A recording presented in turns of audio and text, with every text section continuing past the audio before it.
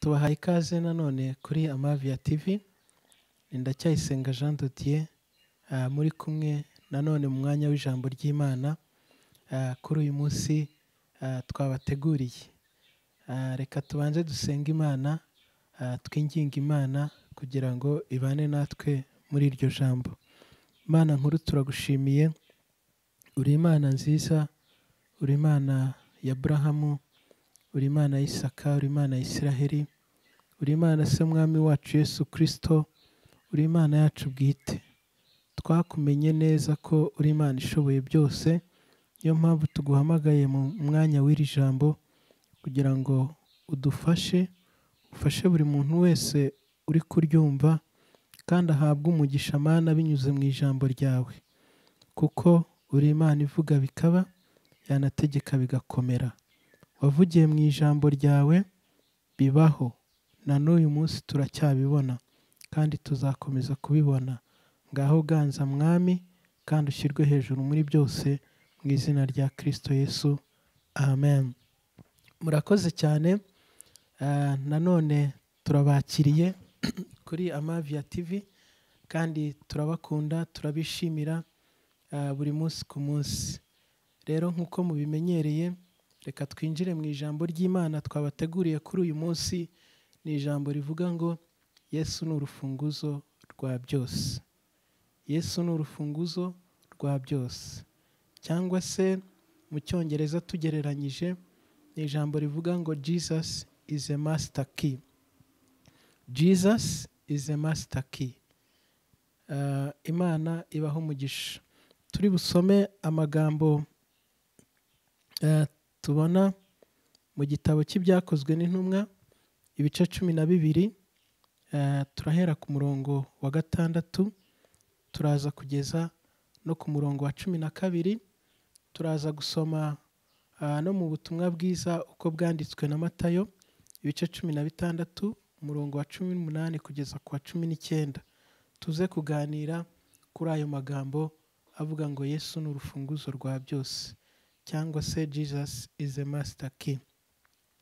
Reka dusome byakozwe n'intumwa ibice 12 umurongo wa 6 kugeza ku 12. Haranditse ngo Herode araye ari bumusohore, iryo joro Petero yari asinziriye hagati y'abasirikare 2 aboheshejwe iminyururu 2.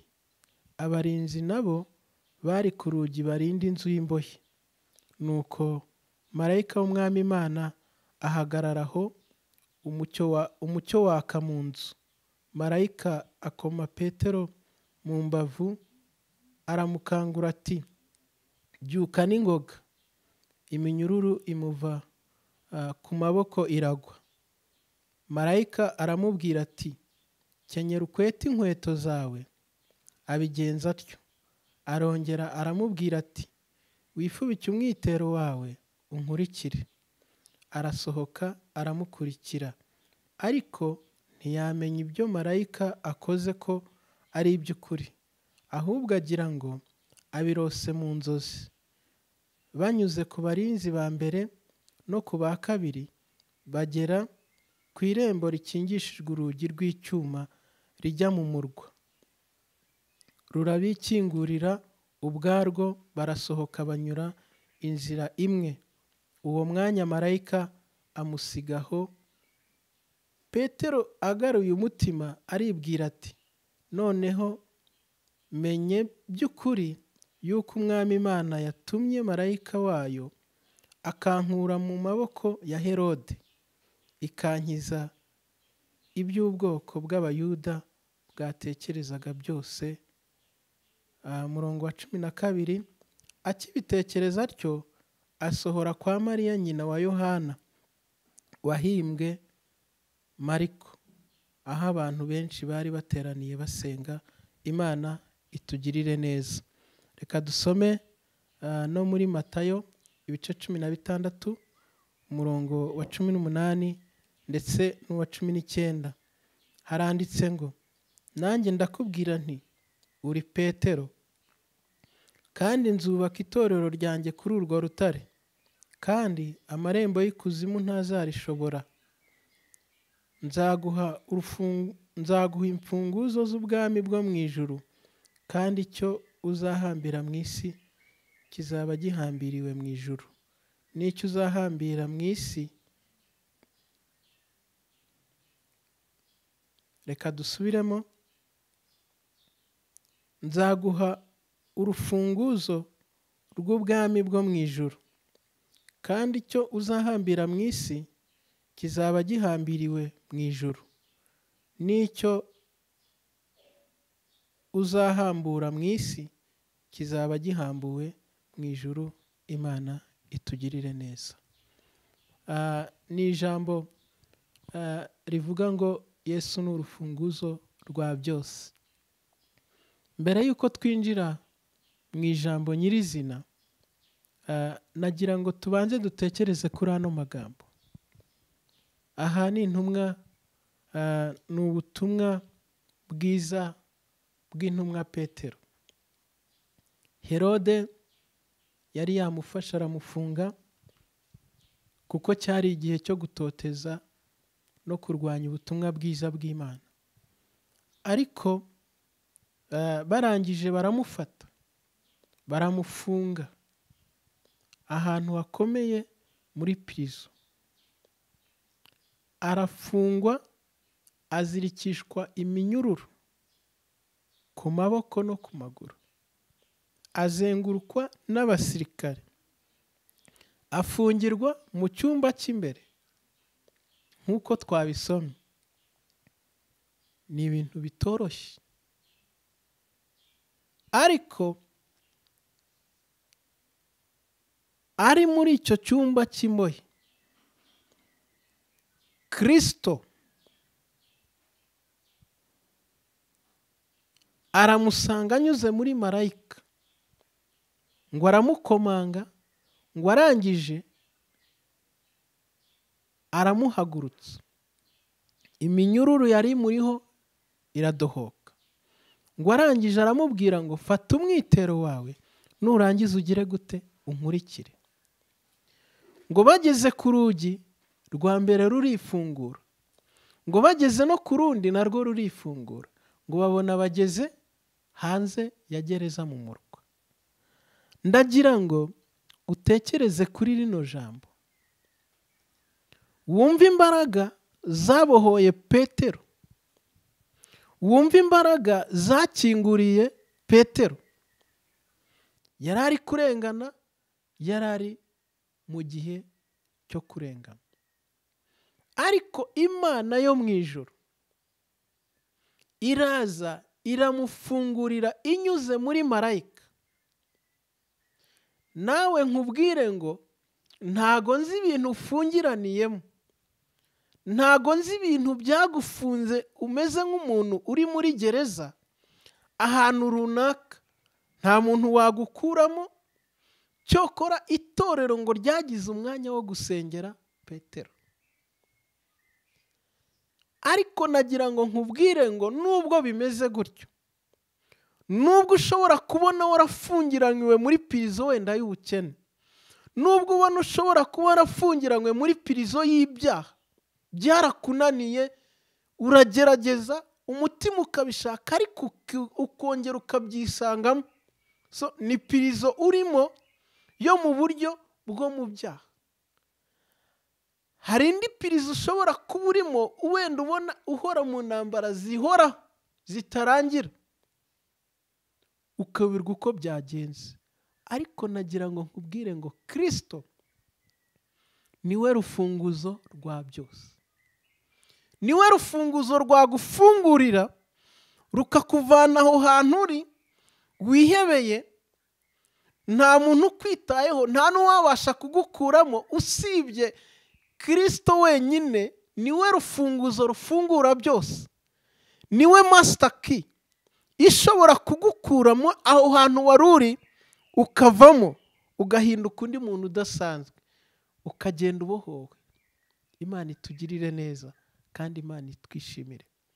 Ndagira ngo mbanze nkwibutse ngo mbese ubundi twebwe turi bande Kristo agomba gufungurira? Turi bantu ki Kristo abera urufunguzo rwa byose?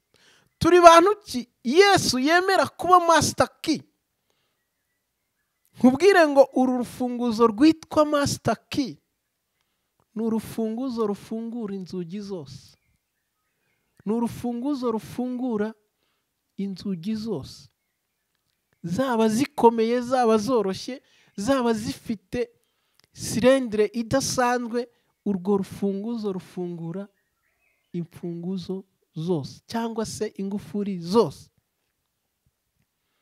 Ni urufunguzo rudakangwa n'icyo ari cyo cyose, ahubwo rufungura ikintu icyo ari cyo cyose. Tubanze twibaze, mbese turi bande?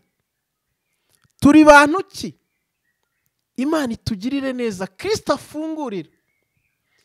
Ijambo niryo ritubwira muri Yohana ngo abamwizeye bose bakemera izina rye yabahaye ubushobozi bwo kwitwa abana b'Imana. Ni ukuri turi abana b'Imana. Niyo mpamvu Kristo yemera kudufungurira iyo tumutakiye.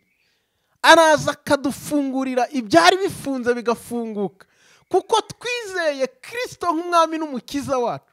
Abo ubuzima bwacu, agenga ubuzima bwacu, dukora ibyo ubuzima bwa Kristo butubwira. Ntago turi abacu ngo twigenge, ahubwo turi aba Kristo. Turabe Imana, dufite ubushobozi bw'uko turi abana b'Imana. Imana nishimwe, haleluya. Mu Befeso 2:10 haravuga ngo turabe Imana yaremye ituremeye imirimo myiza muri Kristo Yesu, ngo Imana yiteguriye kera ngo kugira ngo tuyigenderemo. Twaremera imirimo myiza muri Kristo Yesu kugira ngo tuyigenderemo. Ndakwinginga ngo umenye uwo uriwe, ugendere muri iyo mirimo myiza ya Kristo. Azakubera urufunguzo rufungura byose. Yohana aravuga ngo turi abana b'Imana, ngo uko tuzasa ni kurerekanwa, ngo ariko niyerekanwa Yesu tuzasa nawe. Oh haleluya. Nagira ngo nkubwire kuri umuntu udasanzwe, uri umwana w'Imana. Ni ukuri ukusa ubuzima ubayemo, umuntu ashobora kutamenya uwo uriwe, umuntu ashobora kudasobanukirwa uwo uriwe, ariko nagira ngo nkubwire ngo uri umuntu udasanzwe. Uko tuzasa na Kristo. Oh haleluya. Ni ukuri tuzasa nawe, kandi ubwiza bwe ni ubwiza buhebuje, ni ubwiza budasanzwe. Ni umuntu udakangwa n'imisozi, ni Alufa na Omega, nitangira akaba n'iherezo. Yahozeho, ariho, kandi azahoraho. Ni uwera wa Isiraheli. Nawe utekereza ukuntu uzasa. Uri umuntu udasanzwe kuko uzasa na Kristo. Oh Imana ishimwe cyane. Ni ukuri turi abana b'Imana. Turi abana b'Imana, twabyawe n'Imana, tubyarwa kubw'amaraso ya Kristo. Turi abana b'Imana, kandi uko niko turi. Ni ukuri uko azasa tuzasa nawe. Imana nishimwe. Ni ukuri ikindi dutsindishirizwa n'amaraso ya Kristo, dutsindishirizwa no kwizera Kristo, dutsindishirizwa n'umusaraba we. Ubuntu bw'Imana nibwo bwatubatuye, ubuntu bw'Imana nibwo bwatuzuye. Turi abantu bazutse. Oh haleluya. Turi abatsinzi kurushaho. Turi abana b'Imana ishobora byose. Nagira ngo nkubwire abo turi bo, abantu Kristo afungurira, abantu Kristo abera urufunguzo rufungura byose. Imana itugirire neza, Imana itwiteho. Urufunguzo ni igikoresho abantu bakoresha bafungura cyangwa bafunga, ariko nagira ngo nkubwire ko urufunguzo rufungura. Imana itugirire neza. Iyo dusomye mu butumwa bwiza bwanditswe na Yohana 14:6 haravuga ngo ni njye nzira n'ukuri n'ubugingo, ntawe ujya kwa Data ntamujyanye. Kristo atwereka uburyo ari urufunguzo rufungura ijuru. Kristo atwereka uburyo ari urufunguzo rufungurira, haleluya, irembo ryinjira mu bwami bw'Imana. Haravuga ngo ni njye nzira n'ukuri n'ubugingo, ntawe ujya kwa Data ntamujyanye, nta wajyayo atamukinguriye, nta wajyayo. Oya, niwe wenyine, niryo zina ryonyine ducamo tukinjira mu bwami bw'Imana. Imana ikadufungura urufunguzo rwo kubaho iteka ryose. Imana itugirire neza. Mwene data, Imana itwiteho. Hari nk'uko mubona Petero yari afungiranywe ahantu muri gereza, mu cyumba cyo hirya. Hari gereza muri ino minsi Satani ari gufungiramo abantu, ariko ndagira ngo nkubwire ngo nubwo izo gereza zihari, nagira ngo nkubwire ngo Kristo yiteguye kugufungurira. Imana itugirire neza.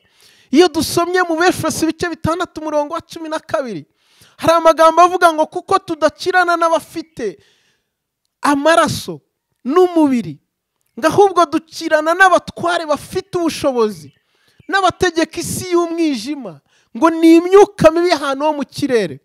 Nagira ngo nkubwire ngo turwana n'ibintu bikomeye cyane, turwana n'imyuka mibi ikomeye. Abatware bategeka isi y'umwijima, abatware bategeka bagafata ibitekerezo, abatware bategeka bagafata ubuzima bw'umuntu bakabufungirana ahantu, ku buryo atazatekereza ku mbaraga z'Imana, ku buryo atazatekereza gukomera kw'Imana, kuko iyo abimenye arabohorwa, akinjira mu bundi buzima budasanzwe, akinjira mu kundi guhimbaza Imana, akinjira mu bindi bitekerezo bimujyana imbere bitamusubiza inyuma, kubera yuko yafunguriwe. Haleluya, Imana itugirire neza. Hari imyuka mibi itegeka iki kirere, hari imyuka mibi itegeka ibintu byinshi, ariko hari n'imbaraga z'Imana. Nizo naje kukubwira.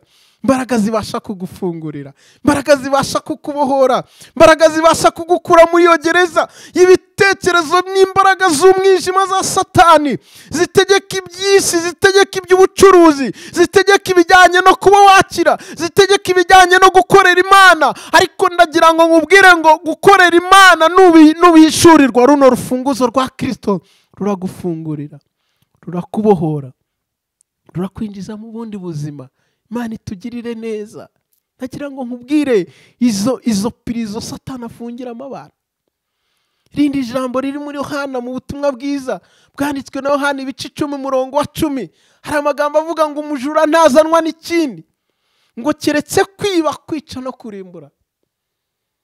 Ni amagambo atatu akomeye: kwiba, kwica no kurimbura. Nagira ngo nkubwire ngo Satani araza akakwiba, yakwiba ibitekerezo, yakwiba ibyiza, yakwiba gutekereza ibyiza, yakwiba akakujyana mu byaha, akagutindirizamo, ugakerererwamo, ukahora umeze nk'umuntu uhora wizenguruka, umeze nk'umuntu wizengurukaho, ntutera imbere, ntusubira inyuma, ahubwo uhama hamwe, cyangwa se ugasubira inyuma. Irindi jambo akakwica, yica umubiri akica n'ubugingo, yaguteje indwara zikomeye cyane. Aba ari gushaka umubiri, ariko agera no ku bugingo, kugira ngo utazaragwa ibyarazwa abera, utazaragwa kubaho iteka ryose, uzajye muri ya nyenga y'umuriro n'amazuku abashaka kukwica. Ndakwinginga ngo umenye uru rufunguzo rufungura byose, rugufungurira ubuzima bwa hano mu ino si, rugufungurira n'urw'ubugingo buhoraho. Imana itugirire neza. Ikindi akavuga ngo no kurimbura, yakurimbura ukazabura ubugingo. Ariko umva uburyo Yesu yabivuze, aravuga ngo ariko njyeweho nazanywe no kugira ngo zibone ubugingo, ndetse zibone bwinshi. Haleluya. Yesu yaje kugira ngo ubone ubugingo ndetse bwinshi, ubone ubuzima ndetse bwinshi, ugubwe neza, ubeho ubuzima bwiza, ubayeho neza, umeze neza, ushimira Imana, ugirira neza abandi, ufasha abandi, ugira umumaro mwinshi, kubera yuko wamenye urufunguzo rufungura byose. Oh haleluya. Ndasenga Imana ngo kuri uyu munsi Imana igukingurire ibyo Satani yakwibye bigaruke, ibyo Satani yishe bizuke mu izina rya Yesu Kristo, ibyo Satani bigaragara nkaho yarimbuye byongere bibe bizima mu izina rya Yesu Kristo. Ugira ubugingo buzima, ugira ubuzima buzima, bukorera Imana. Gereza Satani afungiramo abantu ya mbere ni ibitekerezo byawe. Ibi bitekerezo Satani arabijyana akabifungira mu mwijima, ukagendera mu mwijima, ukaba mu mwijima w'icuraburindi, ntiwumve watera imbere, ntiwumve wakaguka, ahubwo ugahorana ibitekerezo biri inyuma. Imana itugirire neza, Imana itugirire neza. Ariko ndasenga Imana ngo Imana ikingurira ibitekerezo byawe. Nkubwire ko ibitekerezo iyo biri mu mwijima bikorera Satani, ntabwo binezeza Imana. Ariko Imana ihindura ibitekerezo byawe, ibigarure, ubigomorere Kristo. Ibitekerezo bitekerereza Kristo, bitekereza ibyiza. Imana itugirire neza. Ikindi nuko Satani agukoresha uburetwa, umubiri wawe akawukoresha uburetwa. Iyo dusomye mu gitabo cy'Abaroma igice cya 12 umurongo wa 1 n'uwa 2, hari amagambo Paulo yavuze, aravuga ngo mutange imibiri yanyu ibitambo bizima byera bishimwa n'Imana, ngo niko kwikorera kwanyu gukwiriye. Byerekana yuko hariho n'ubundi buryo umuntu atanga umubiri we ugakoreshwa iby'ibyaha, ugakorera Satani. Ariko ndasenga Imana ngo kubwira ijambo ry'urufunguzo rufungura byose, Imana ifungura umubiri wawe, ibe igitambo kizima cyejejwe gikorera Imana, kibana n'Imana, kinezeza Imana mu buzima bwawe bwose. Imana itugirire neza. Ikindi, kubaho ubuzima bw'ibyaha, kubaho ubuzima bw'ingaruka z'ibyaha.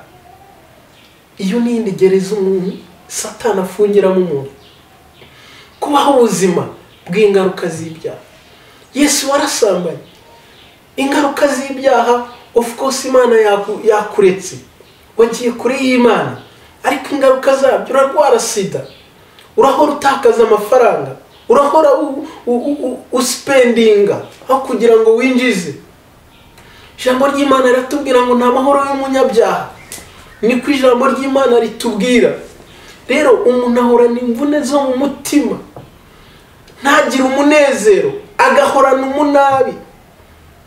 Satani akamwiba, akamwica ndetse akanamurimbura, agahorana umujinya, agahorana mbega nawe ubuzima bw'umunezero kubera ko Satani yaramwibye. Ubaho ingaruka z'ubuzima bw'ibyaha.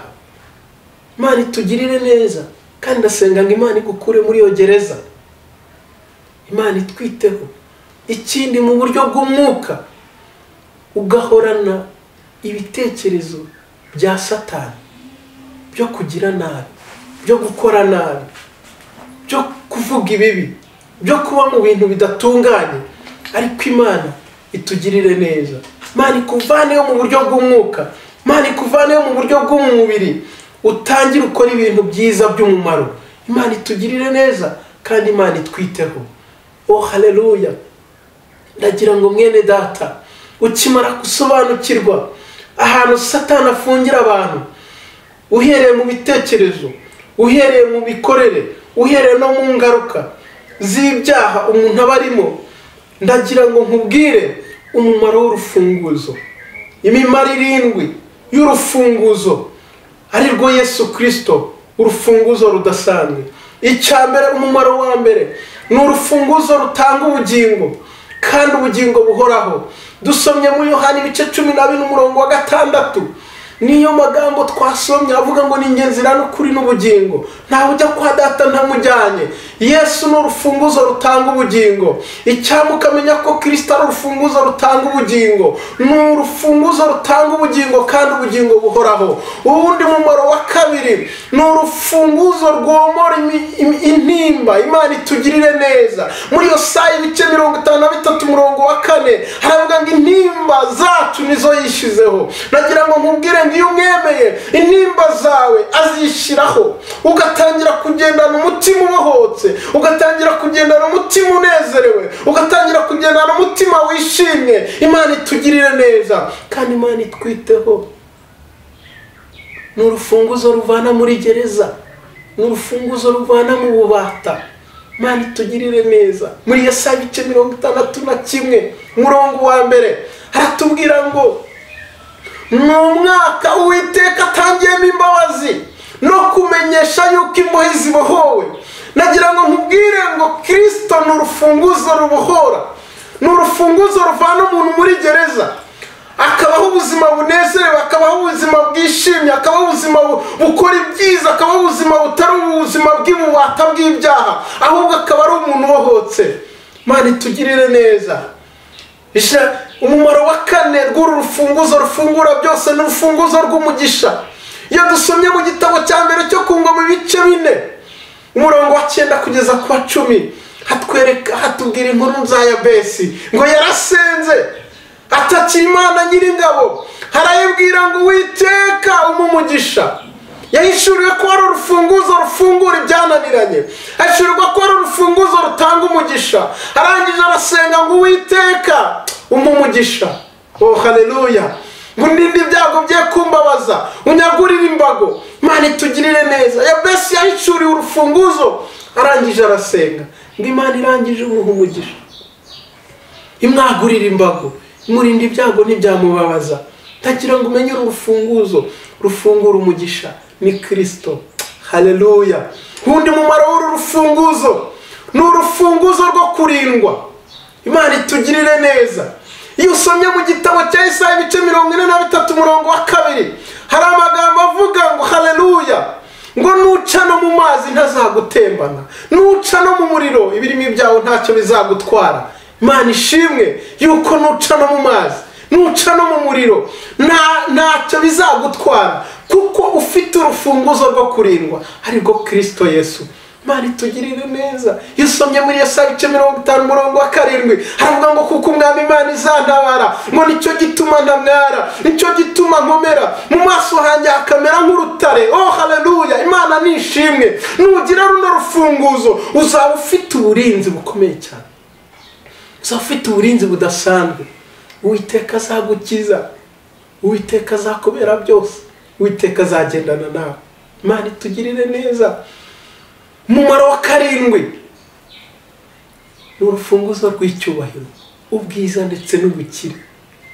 Wumva nta cyubahiro ufite, wumva nta bukire ufite, wumva nta bwiza ufite, hari Satani ajya asanga akababwira ko atari beza, akababwira ko ari abakene, akababwira ko ari aho bazahama. Oya, menya ko hari urufunguzo rw'icyubahiro, ubwiza n'ubukire. Iyo dusomye mu Migani bice 8 umurongo wa 18 haravuga ngo ubukire n'icyubahiro biri iwanjye, biri kwa Kristo. Nukuri kwa Kristo kururu ya rufunguzo rufungura byo. Hari ubwiza, hari icyubahiro, hari ubukire kandi bihoraho, ndetse n'ubugingo no gukiranuka nabyo biri kwa Kristo. Imana nishimwe. Undi mumaro wa 7 ni urufunguzo rw'ijuru. Amen. Imana nishimwe. Ijuru nasobanukiwe ko rigira abaturage baba mu isi ariko babayeho ubundi buzima budasanzwe, bafite network yo mu ijuru, bagendana n'ijuru, babana n'ijuru, bicarana n'ijuru, bahagararana n'ijuru. Nuko manga uzakingurirwa. Imana itugirire neza. Menya ko hari urufunguzo rufungura byose, network y'ijuru, ukabana nayo, urufunguzo rw'ijuru. Aho twasomye mu butumwa bwiza bwanditswe na Matayo hatubwiye ngo uri Petero, nzubaka itorero kuri wowe, nugira icyo utegeka kizabaho mu isi kibeho no mu ijuru. Imana nishimwe ufite urwo rufunguzo. Yeremiya bice 33 umurongo wa 3 aravuga ngo ntabaza ndagutabara, nkwereke ibikomeye biruje utamenya. Ni ukuri n'Imana itabara, ni Imana irengera abantu. Menya runo rufunguzo nurangiza usenga Imana. Imana itugirire neza kandi Imana itwiteho. Reka tugane ku musozo, ariko nkwinginge ngo hari urufunguzo rufungura byose. Urwo rufunguzo ni Kristo. Hamagara urwo rufunguzo, bana narwo, gendana narwo, korana narwo, gerageza kurukoresha ahakwiriye n'ahadakwiriye. Umunsi umwe ngo mu Kristo ari mu rugendo, ngo igihanda kiramufungirana, ngo aza kumenya ko afite urufunguzo rw'ibyasezeranijwe. Amenya ko afite urufunguzo rw'ibyasezeranijwe. Dufite urufunguzo rufungura byose, dufite urufunguzo rw'ibyasezeranijwe, ari ryo jambo ry'Imana, ari ryo Kristo. Kubera yuko iyo turufite dufungura byose. Hari ibyananiranye iwawe, hari ibyakugoye, hari ibyakuruhije. Menya umumaro w'uru rufunguzo urukoreshe. Kadusenga n'Imana kwifuriza umugisha w'Imana. Gereza urimo Imana yigukuremo, intambara urimo Imana izigukuremo, amakuba urimo Imana yagukuremo.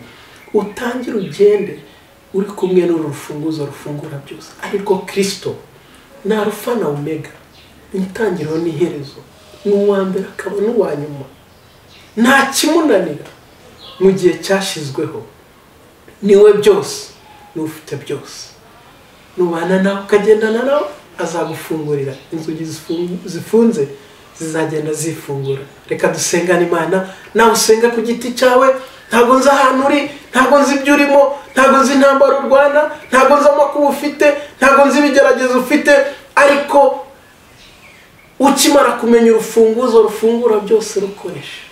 Imana itugirire neza. Kristo niwe yigeze avuga ngo icyo muzasaba cyose mu izina ryanjye Data azakibaha. Saba mu izina rya Data, mu izina rya Kristo, Imana irakiguha. Reka dusenge. Mana nkuru, turagushimiye, uri Imana nyamana, uri Imana ishoboye byose, uri Imana ifite byose, uri Imana idasaza, uri Imana yaremye byose, uri Imana izi byose. Uko Mana wabohoye Petero ukamubohora ukoresheje urufunguzo rufungura byose, abana b'abantu ntibigeze bamenya ko marayika yafunguye, abana b'abantu bari barinze gereza ntibigeze bamenya ko Kristo yahageze, bisanze gusa babona Petero atagihari, arakira, agira ubuzima buzima. Niyo mpamvu nsengeye uno mwene data mushiki wanjye, iyi nshuti yanjye imaze kumvira ijambo, iri gusengana nanjye ngo Mwami Imana yacu, nibyo twamaze kumva Satani afungiranamo abantu, ndasenze ngo bafungurire mu izina rya Yesu Kristo, ubabohore mu izina rya Yesu Kristo, ubabohore imigozi yose ibaboshye, ubabohore Mwami mu ntambara barimo, ubabohore mu makuba barimo, ubabohore mu bigeragezo barimo, ubinjize Mwami mu kindi cyiciro cyo kunezererwa Imana no kwishimira Imana no kubana n'Imana no kumatana n'Imana no kumenya ubushobozi bw'uru rufunguzo ariko Kristo bafite kugira ngo Mwami agende bafungurira. Urakoze Mwami, turagushimiye, urakoze kuko bafunguriye, bari mu bakene bakuye mu bukene, abari mu makuba bakuye mu makuba, abari babuze ibyiringiro bahaye ibyiringiro, abari baheranywe n'ibyaha bavanye mu byaha, abari bari mu makuba bavanye muri ayo makuba, abari bari Mwami mu bibakomereye Mwami bagiriye neza ubanye nabugendanye nabukoranye nabo.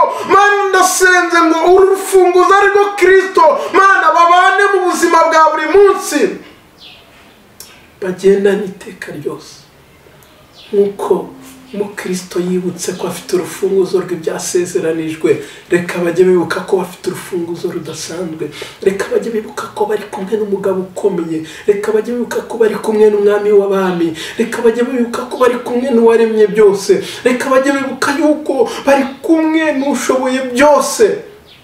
Urakoze Mwami, turagushimiye. Ngaho nubaha umugisha, nubakingurire, nubahe byose, nubahe umunezero, nubahe ubukire, nubahe kugubwa neza, nubahe kwaguka, nubahe Mwami umugisha. Urakoze Yesu, urakoze Kristo, urakoze Mwami w'abami, urakoze. Shyirwa hejuru, natwe tugucire bugufi, kandi ibi byose Mwami tubisabye mu izina ry'umwana wawe Yesu Kristo ukunda, icyubahiro kibe cyawe none n'iteka ryose, mu izina rya Yesu Kristo. Amen, amen. Murakoze cyane, Imana ibahe umugisha. Ubutumwa mwabusangiza inshuti zanyu, mwabusangiza abahafi n'abakure, kandi tubasaba ngo mukomeze mudutere inkunga, mudushyigikira, muduha ibitekerezo, ndetse munakora subscribe kuri Amavia TV. Imana izakomeza ibahe umugisha.